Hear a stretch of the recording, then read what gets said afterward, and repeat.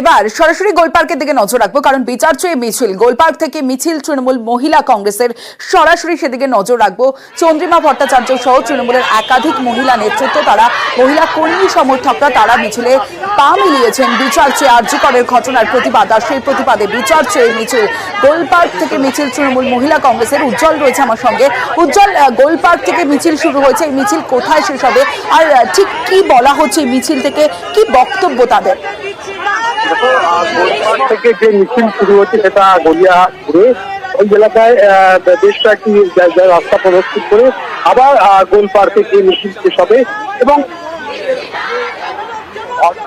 দেওয়া হয়েছে এবং বক্তব্য একটাই যে দোষীদের দ্রুত শাস্তি দিতে হবে এবং এই বিষয়ে সিবিআই কে তৎপরতা আরো বাড়াতে হবে, কারণ বেশ কয়েকটি হয়ে গিয়েছে। কিন্তু তারপর থেকে সিবিআই এর তরফ থেকে সেরকম কিছু আপডেট তার সামনে আসছে না এবং সেটা তারাই বলছেন যে যত সম্ভব সেই তদন্ত শেষ করে শাস্তি দিতে হবে। এই জায়গায় দাঁড়িয়ে কিন্তু আজকে আমরা দেখতে পাচ্ছি নেতৃত্ব চন্দ্রিমা ভট্টাচার্যের নেতৃত্ব থেকে ইতিমধ্যেই সেই মিছিল শুরু হয়েছে এবং সেই মিছিলটা ইতিমধ্যেই গড়িয়াহাটের বিভিন্ন এলাকা ঘুরে আবার গোল পার্কের অভিমুখে যাত্রা শুরু করেছে। বেশ উজ্জ্বল।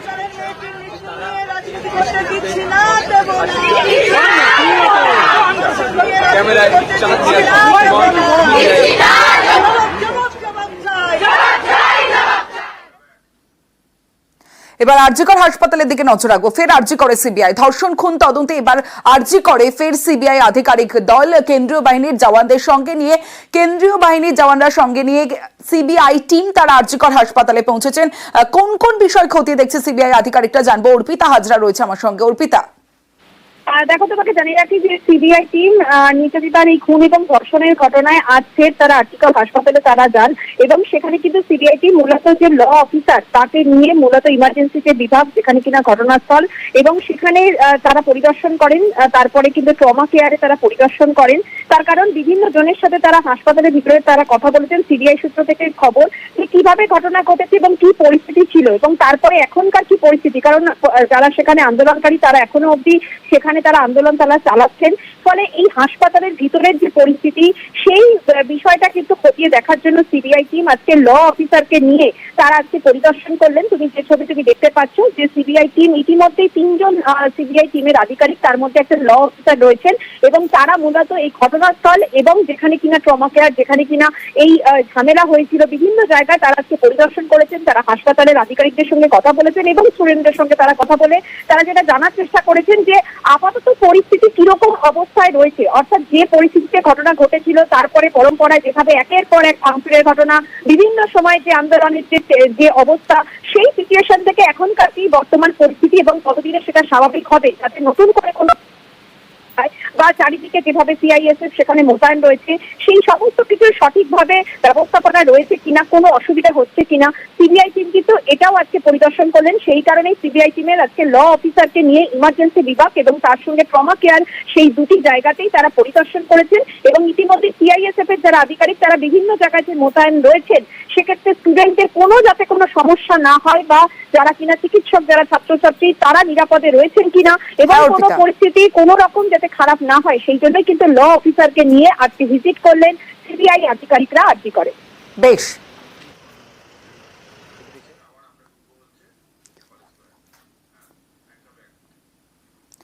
আবারও নাগরিক সমাজের মিছিলের দিকে নজর রাখবো, কারণ বিচার চেয়ে পথে নাগরিক সমাজ। আরজি করের যে তরুণী চিকিৎসককে ধর্ষণ করে খুন আর সেই খুনের ঘটনার প্রতিবাদে এবং দ্রুত বিচারের দাবিতে তারা পথে নেমেছেন নাগরিক সমাজের মানুষ এবং এই নাগরিক সমাজের ডাকে যে মিছিল, সেই মিছিলে 8 থেকে 80 প্রত্যেকে যেমন রয়েছেন এবং সব স্তরের মানুষজন আজ পা মিলিয়েছেন। কলেজ স্কোয়ার থেকে ধর্মতলা পর্যন্ত এই মিছিল এবং এই মিছিল আমরা তিলোত্তমা ব্যানারে মিছিলের সমাজের সব স্তরের মানুষ, পরিচালক থেকে কলাকুশলীরা এবং অন্যান্য জগতের মানুষজনও তারাও কিন্তু এই মিছিলে পা মিলিয়েছেন। যে ছবি আপনাদের সরাসরি দেখাচ্ছি, কলেজ স্কোয়ার থেকে মিছিল শুরু হয়েছে। মিছিল বউবাজারের, মিছিলের সামনের অংশ বউবাজারের দিকে, তবে পিছনের অংশ কোথায় এখনো পর্যন্ত সেটা বলা সম্ভব নয়, কারণ প্রচুর মানুষ, শয়ে শয়ে হাজারে হাজারে মানুষ এই নাগরিক সমাজের ডাকে যে মিছিল, সেই মিছিলে পা মিলিয়েছেন।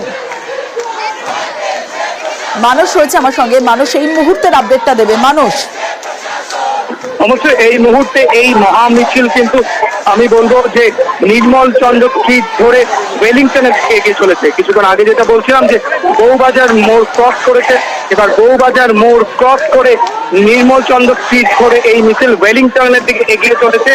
এবং এই মিছিলের শেষটা যে কোথায় এখনো পর্যন্ত বলা কিন্তু অত্যন্ত কঠিন, কারণ এখনো পর্যন্ত দলে দলে মানুষ যোগ দিচ্ছে। তাই যেই কলেজ স্কয়ার থেকে শুরু হয়েছিল বলা যেতে পারে মিছিলের শেষ বা ল্যাজ বা পশ্চাৎ ভাগ যাই বলো না কেন সেটা কিন্তু এখনো কলেজ স্কয়ারে আটকে রয়েছে। এবং শুরু থেকে যেটা বলছিলাম যে অত্যন্ত ধীর গতিতে এই মিছিল এগিয়ে চলেছে, কারণ এত মানুষ যোগ দিয়েছে তাই গতি অত্যন্ত শ্লথ। তবে এই মুহূর্তে মিছিলের শীর্ষভাগ কিন্তু কিছুটা হলেও আমি বলবো যে কিছুটা হলেও একটু দ্রুত গতিতে এগিয়ে চলেছে, কিন্তু মাঝখানে মিছিলের মাঝখানে কিন্তু এখনো পর্যন্ত বহু মানুষ সেভাবে এগোতে পারছে না, কারণ দুদিকে রাস্তা থেকে এত দলে দলে মানুষ এসে যোগ দিচ্ছে। আমরা তিলোত্তমার ব্যানারে এই মিছিল ডাকা হলো শহর শহরতলির এবং জেলা থেকে বিভিন্ন স্তরের মানুষেরা এসছেন, রং দল মত নির্বিশেষে।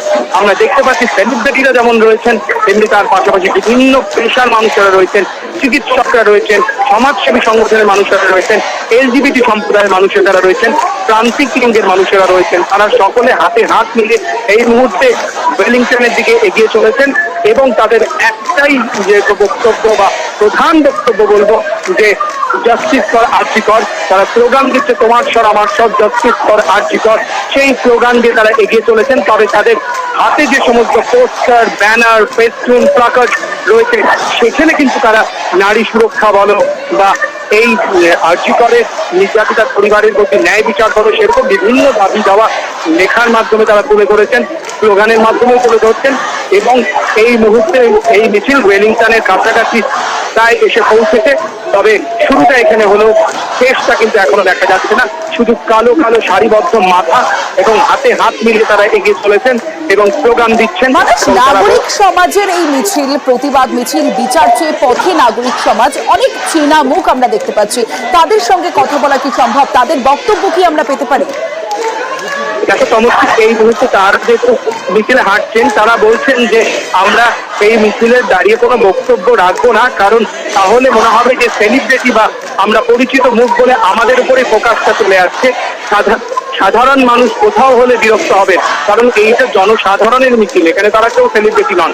তারা তাদের বক্তব্য অবশ্যই রাখবেন চমৎকার, তবে সেটা ধর্মতলায় যেখানে মিছিল শেষ হবে সেখানে গিয়ে বলেছেন তারা বক্তব্য রাখবেন, তারা মিডিয়ারও মুখোমুখি হবেন এবং আমরা তিলোত্তমা এই সংগঠনে যারা রয়েছেন তারাও তাদের দাবি দেওয়া বা তাদের বক্তব্য সেখানে তুলে রাখবেন।